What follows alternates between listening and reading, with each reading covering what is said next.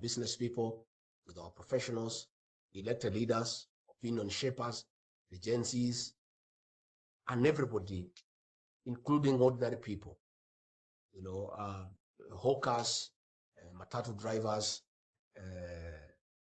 market traders, to listen to their views. I really believe in people-centered decision-making process. I cannot, as regarding Gachagua, give any political direction to our region or to the country, because I cannot.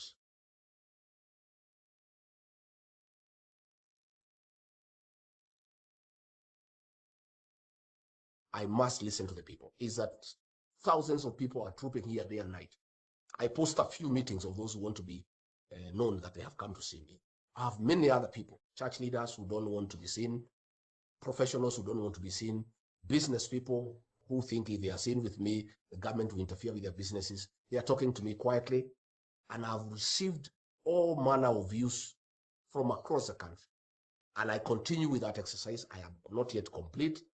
I had believed that by end of 31st of January, I'll have a good report to give back to the people. And that is looking quite challenging because of the amount of views that are coming. There are so many people who want to tell me what they think we should do and what is our direction going forward. So I am trying to condense those views. Others are sending on email, others are sending WhatsApp messages, others are text messages. And I continue having very extensive consultations. And I hope that by the end of the month, I'll have something to give back to the people. If I am not ready, I'll ask for a little bit more time. I'm hoping I'll be ready by the end of the month so that I can be able to tell the people what people have to. I have no view of my own. I am a people-centered leader. I don't make any decisions on my own. I listen to the people, and I have tremendous respect to opinions by the people and what the people think and what they feel. So that is what I am working on. Of course, I'll be saying about a vehicle, but that has come out very clearly in the preliminary proposals and opinions that have been presented to me. Many people feel that they are through with UDA and they want nothing to do with UDA and they want a new party. Many people feel that it was a very great mistake for us to join President William Ruto without our own party, and they feel we made a very serious mistake, and they feel that we need our own party, that we need to negotiate with other stakeholders going forward. Those are views that I continue collecting. And again, I want to confirm for the avoidance of doubt.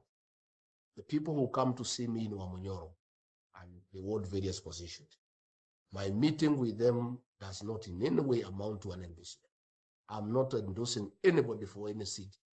And I cannot pretend that I can do that because it is the people who decide who their leaders are. I am a strong believer in the slogan by Kenneth Matiba. Let the people decide. I am not endorsing anybody. All those people who are coming to see me are bringing me their views. Others probably want to be seen with me and with a photograph. Probably they think it can improve their political fortunes. And there's nothing wrong with that. The beauty is that even those who want to oppose them, my doors are open. I have opened my doors to everybody who wants to come. Be seen with me, have a photograph with me, have a discussion with me. So I want to assure my friend, you want to run as an MCA, in whatever outfit we shall be, the people will decide. Regarding Gachagua, has only one vote. Even the one of Pastor Dorcas, he cannot influence. He would have to talk to her if he wants her to move in a certain direction and persuade her. He cannot decide for anybody on who will be their leader, who will be their governor, who will be their MP, who will be their senator, who will be their MP. The people will decide. And I am a strong believer in the slogan by Kenneth Matiba, let the people decide. And that is what should happen in a democracy where everybody is given a chance to persuade the people that you are a good leader. So I want to beg you to hold your horses, allow me to continue with the consultations. They are causing a lot of jitters. You can hear everybody now is just abusing me in Western Kenya. The president and his team went there for a development tour, and regarding Gachagua has become the center of that tour. Instead of discussing roads, they are discussing regarding Gachagua. Instead of discussing water, they are discussing regarding Gachagua. Instead of discussing sugarcane farming, they are discussing regarding Gachagua. And I want to tell the people of Western Kenya to be very, very careful to learn from us. The president was here for 5 years. He would spend 6 days here, he would spend 7 days here, and that's the way he convinced us to vote for him. So you be very careful. You can learn from us. You are just being wooed the way he wooed us. Now he doesn't come here because we know him. You know, he cannot repeat the same thing again because he was here. He was here in church every Sunday. He was in every village. He knew every road by name. Now he's disappeared because the people of here have known him. They have known that all those things he told us were not true. They were lies. And he cheated us and he conned us. So I want to tell the people of Western Kenya to be careful. We have seen that script before. What is happening is what happened to Mount Kenya region. So he is 6 days, 7 days in Western, promising this, promising that. Nothing will come out of it. And I would like to ask the president and those in Western Kenya, please deal with the issues in Western Kenya. There is a road infrastructure that is very wanted. There's no water. There are no drugs. People have problems. The sugarcane factories need to be sorted out. Rigathi Gachagua is not the solution of the problems in Western Kenya. A whole president and the whole brigade goes to a whole region. Instead of discussing development, they are just discussing Rigathi Gachagua. Rigathi Gachagua is not a road in Busia. He is not a water pan in Vihiga. He is not a hospital in Rwanda. How come you have trivialized a whole tour of a region to one person? You are just discussing a person instead of discussing the issues that are a challenge to the people of that area. And also it's good to respect the people. When you talk about corruption, the people of this country, including a grade 4 child, knows who is corrupt. You don't even to ask them who is corrupt in this country. When you talk about incompetence, the people of Kenya know who is incompetent. That is where we are as a country. That is sheer incompetence. If you ask people in 2 years what has happened in this country, that is sheer incompetence. So when you talk about people who are corrupt, people who are incompetent, just take the mirror, look at yourself, because the people of Kenya know better. They know exactly where we are. People are very intelligent. You know, it's the way we used to have in Nairobi, a pickpocket would snatch a bag from somebody and then would point to the same person and say, thief, thief, thief. And then the people would run against that thief. But people are very intelligent today. When you speak to people in Western Kenya, in Kenya, they know. About corruption, they know. We cannot do that just sitting in Nairobi University. This has to be done in a consultative manner by engaging the stakeholders. Again, people-centered. You must talk to the people.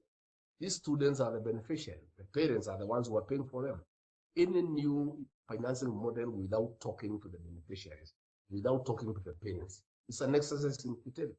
And it costs the government nothing to engage the people, to listen to them, and to listen to what they have to say. And Kenyans are very innovative. People have solutions to all these problems. All you need to do is to create an opportunity for them to contribute, to make suggestions. Let us agree, listen to the students, listen to the lecturers, listen to the parents, and together we can come up with a good financing model for university education. Thank you very much. That was a question that had been asked by the mass. As I have said, my work here is actually to present the questions from general population that had been compiled and the mass felt are important for you to answer. And we are remaining about 2 questions, and then we can open up the forum for the next section. Now, on education, still, we have people with special needs. That's persons with disabilities.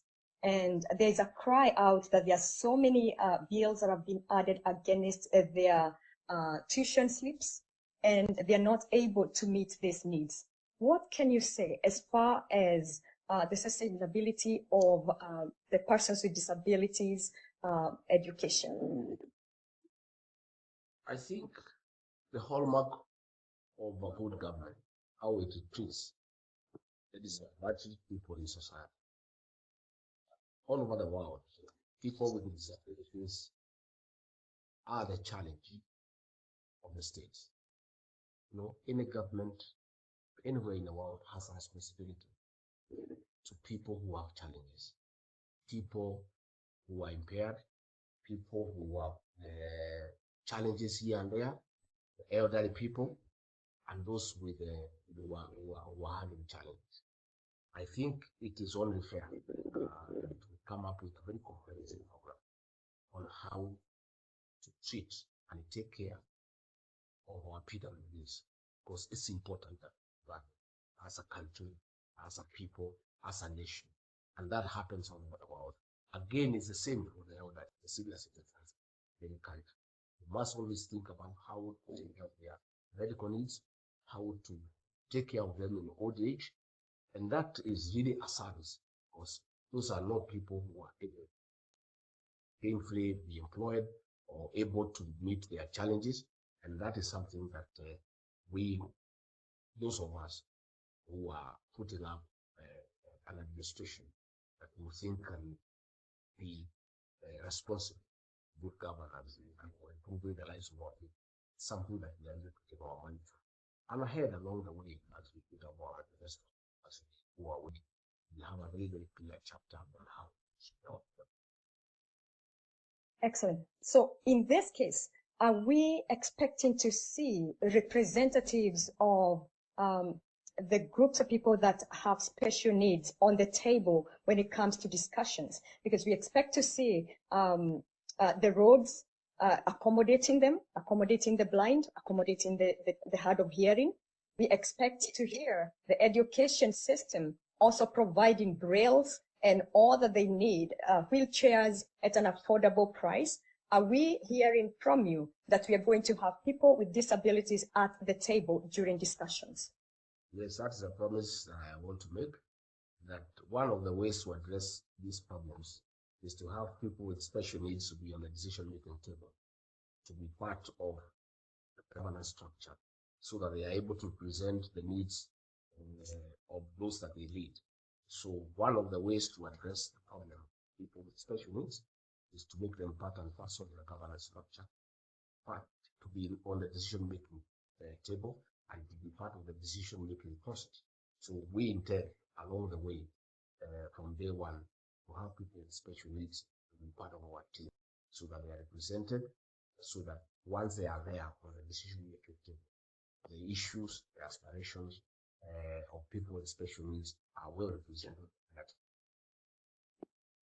Excellent. Thank you very much, Your Excellence. And now we come to the final question that has to do with security. The current security in the country is wanting. Case in point is where abductions of the outspoken have been experienced, have happened. How is the new government planning on remedying the current situations, the insecurities in the country? How will you get the trust back from the mass as far as security is concerned? I think a government that can not secure its people has no business with government. It's a cardinal responsibility of any government all over the world. The first responsibility of the government is to secure it. When the government turns against its own, it's a very sorry state of affairs. What we are seeing today in Kenya is unprecedented, and it's very, very, very unfortunate, where state agencies have turned against the citizens. And it's even more annoying that people who have been targeted are our children, the young people, by the state for abductions or extrajudicial killings. As Deputy President on the 26th of June last year, I called a press conference in Mombasa just after the President had spoken and condemned abductions and extrajudicial. You have seen our Minister, our Cabinet Secretary for Public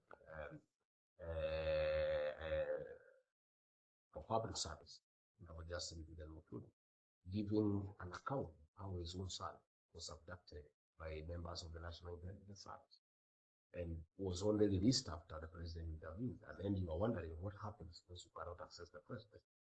I think this administration has sunk very low. That is something that has not been done.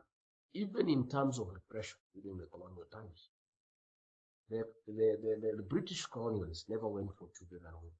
And we have seen an administration that is really going for children, abducting them, treating them, punishing them, persecuting them.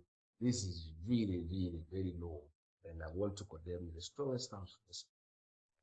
The insecurity that's going on in the country And it's unfortunate that the same insecurity is being perpetuated by the state that is supposed to take care of people's security. You have seen the emergence of criminal gangs that terrorized people in this country in the 90s.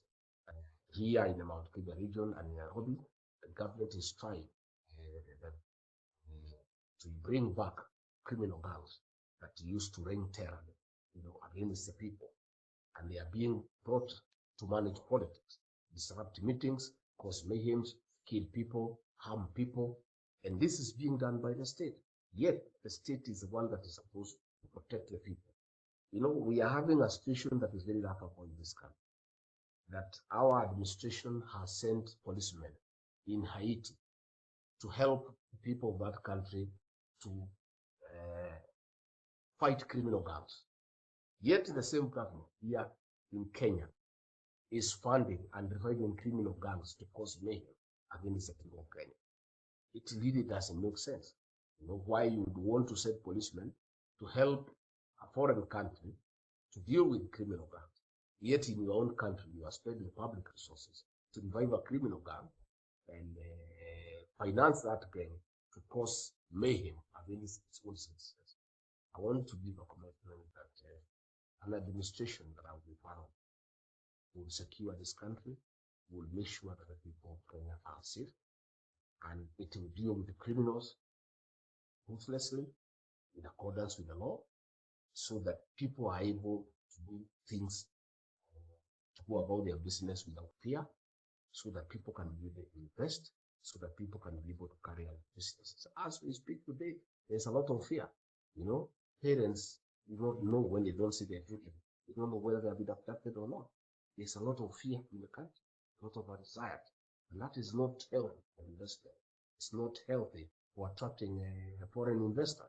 It's not healthy for people to do business. I want to give a commitment. We have a very responsible administration, and our security agencies will not perpetuate crime. They will not be involved in crime. They will be preventing crime. They will be securing the people of Kenya. They will be making sure there is rule of law and there is law and order. That is a commitment that I would like. Finally, we come to the last question of the undersecurity. That the government is spending public resources to send policemen to Haiti to help foreigners secure their country. Yet in our own motherland, our security agencies are the ones perpetrating crime. They are the ones abducting. They are the ones killing people. They are the ones escorting criminal gangs to disrupt meetings. It's very, very, very unfortunate. In fact, it's the lowest we can ever go as a country. And I really, really feel very sorry that I was part of that administration. I campaigned for this administration. I never imagined in my life that I would campaign at serving a government that will turn against its own people, especially our children, Gen Zs. These young people are just creative and innovative. And I would like to tell our administration that nature abhors violence. Why are the Gen Zs becoming ahead of the government in terms of raising issues? It's because the government killed the opposition. As Azimio coalition was absorbed into government, so they don't put the government into check. Again, institutions of accountability and oversight like Parliament and the Senate have been compromised. They have been compromised completely. So what happens is that nature abhors vacuum. Somebody has to keep the government in check, and it's fortunate for this country that our young people have taken up that role to put the government to task, to ask questions on behalf of the people of Kenya, because nature abhors vacuum. I want to tell this administration that even if you compromise all institutions of oversight, others will come up. That is the way nature operates, and it's as good. There's nothing you can do about it.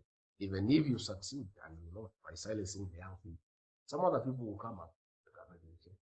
So I want to say that this is very, very unfortunate, and your administration would not go that low, allow insecurity, and not have state organs perpetuating security, because that should never happen in the midst of a civilized society. Thank you so very much. And with that, I have come to the end of the first session. I want to give my sincere thank you to Your Excellence for the respect, the order, and how you have followed protocol. I am more than honored as your moderator here. I thank Edaiga for all the work and efforts that you have made to make sure that this session has gone very efficiently. Thank you, Marcy, for moderating in the best way possible. The hosts, I'm so glad for having me, and should you call again, I'll definitely come. You've shown me so much respect, and you've accepted me so very much in all ways. Thank you so much. And for all those people who gave those questions, especially my people in the diaspora, thank you very much. The questions have been answered, and I hope you're satisfied with what our excellence has spoken about. These questions were from the mass, and by mass here, I mean general population. And there were questions that have been figuring generally in the air, where every person has been asking, okay, what is the stand on the Constitution? What is the stand on healthcare? What is the stand on this? Now that that session is over, we'll be able to up people and they can ask the general questions that they need in Section B. My name's C.S. Mumbi. Thank you very much.